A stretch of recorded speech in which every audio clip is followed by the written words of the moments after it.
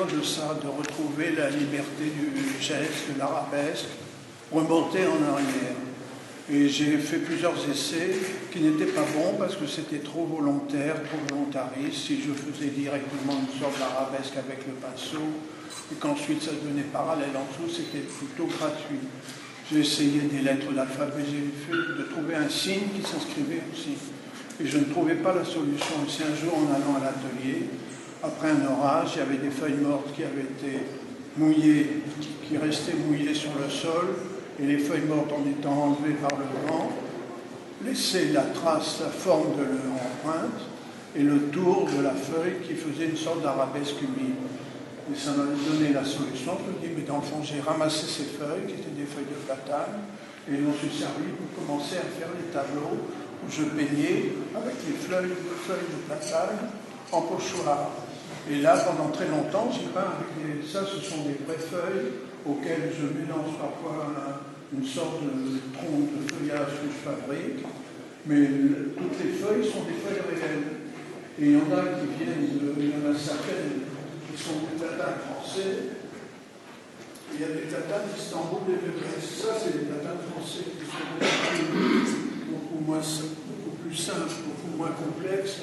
Et j'ai beaucoup plus. Celui-là, c'est un platane français. Ça, c'est Istanbul, c'est Moyen-Orient, Istanbul, Grèce, plus complexe. Et du coup, la vie qu'il y a là-dedans, dans cette face-là, je ne l'ai pas décidé, c'est le hasard du pinceau et de l'humidité. Ça coule d'une certaine manière, l'empreinte sèche, ça râle, et ça donne de la vie. Et c'est une vie qui vient des matériaux, qui ne vient pas de moi. Je l'accepte, je le provoque, et je ne le guide pas, je ne le décide pas. Et tout le travail après de trouver l'équilibre chromatique, l'équilibre de la surface peinte, que je travaille en ajoutant. J'ajoute toujours, je ne retire rien, je ne donne rien. Je travaille avec des couleurs qui sont très légères, très transparentes, de l'acrylique très liquide. Et donc tout ce qui a été, c'est comme les décors anciens de théâtre où on composait un décor de paysage très compliqué à travers des éléments qui étaient peints sur des tarlatanes séparés. Et l'œil rassemble, et c'est un peu fait comme ça. Degas peignait aussi de cette manière-là. Chaque couleur correspondait à un passage de couleur en photographie. Il rajoutait tous les rouges, il rajoutait tous les violets, il rajoutait tous les noirs.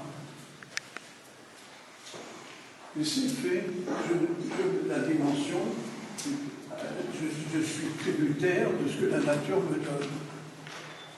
Et je rajoute la picturalité.